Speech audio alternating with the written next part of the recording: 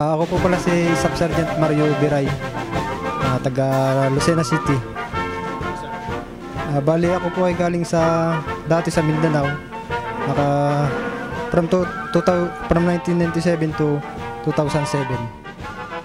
Si Sergeant Mario Biray ng Philippine Marines nakatalaga sa Southern Luzon Command sa Camp Nacar, Lucena City sa lalawigan ng Quezon. Ang ating bibigyan ng pagpupugay sa bahagi ito ng ating pagtatanghal sa kabayanihan ng ating mga kawal Pilipino. Ito ang katotohanan! Ito ang katotohanan!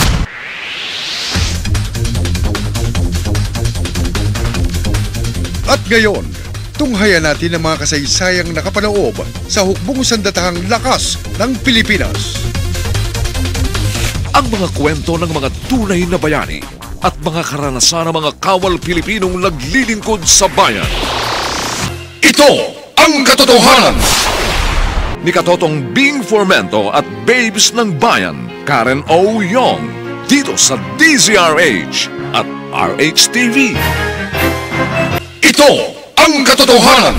Si Sergeant Mario Biray ay pinanganak sa Lucena, pangalawa sa kanilang magkakapatid ng kanyang mga magulang na sina Rosario Aquino Biray at ang amang mayapa na si Manuel Ramos Biray. Bali kami po ay pinanganak dito na po sa Quezon Province, Lucena City po. Anong taong kayo pumasok sa militar? Pakilo lang po. Anong taong kayo pumasok sa militar? Bali ako po ay pumasok sa militar, bali 1997 po. Opo. So nung pumasok kayo sa militar, may mga karanasan kayong hindi malilimutan, partikular sa mga labanan, sa mga kalaban sa mga ng gobyerno. Saan yun naranasan ito? Yung pong sa karanasan, ang hindi ko po malilimutan yung sa Mindanao po. Sa kwento ni Sergeant Biray, una siyang nadestino sa Holosulu nang pumasok siya sa serbisyo 16 na taon na nakakaraan. At ang hindi niya makalimutan ay ang karanasang mapasabak sa bakbakan sa Matanog, Maguindanao, kabilang siya sa mga tropa ng militar na sumalakay sa kampo ng MILF, ang Camp Abubakar, noong Abril, May at June ng 2000. Kung sa Maguindanao, yung pong 2000, yung panahon ni Erap. Bali, batalyon po namin yung maraming namatayan noon. Kayo yung miyembro ng Philippine Marines? Opo, ako po ay membro ng Philippine Marines, dati sa 9 Battalion po. So nung sumuod kayo doon sa Mindanao, ikaw ay kabilang doon sa mga sundalong maraming namatay? Opo, bali batalyon po namin yung unang maraming namatayan. Nasaan ka nung panahon yun, nung magkakabarilan? Bali, doon po kami sa Matanog, Maguindanao po kami noon. Bali, doon po kami. Kasama ka mismo doon sa enkwentro? Opo, bali kasama po ako. Ilang kayong sumugod doon sa kuta ng mga rebelde? Bali kami po ay isang batalyon po, 9 Marine Battalion. Pwede mo ba ikwento sa akin paano kayo nagkaroon ng pukpukan ng barilan? Bali po nung 2000, nung panahon pa ni Erap, yung po sa Maguindanao,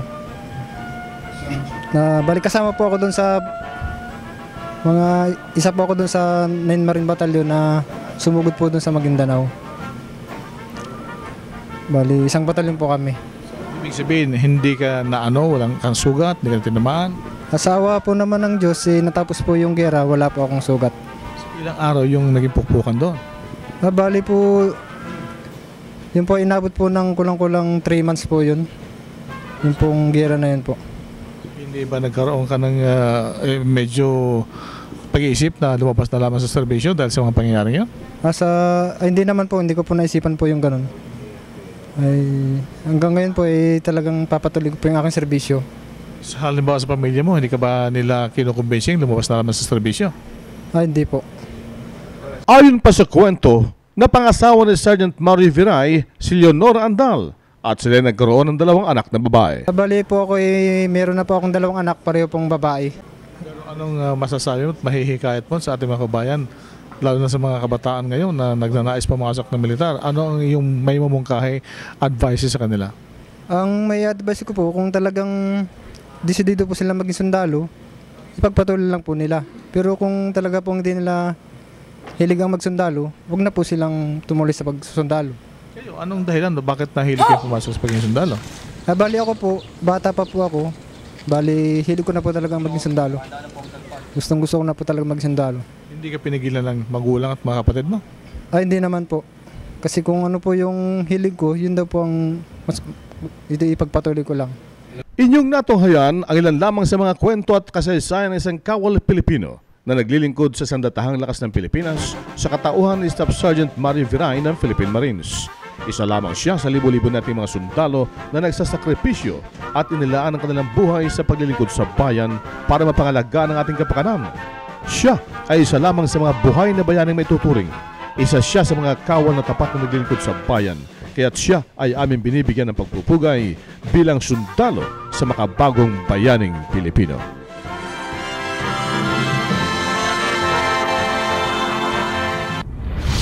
Ito ang katotohanan. Inyong natunghayan ang isang tunay na kasaysayang nakapaloob sa hukbong sandatahang lakas ng Pilipinas. Ito ang katotohanan. Subaybayan ang susunod na mga pagtatanghal ng mga kwento ng mga tunay na bayani at karanasan ng mga kawal Pilipino na naglilingkod sa bayan.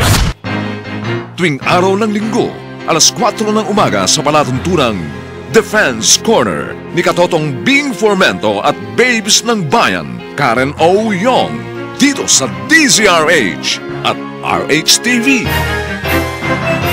Ito ang katotohanan.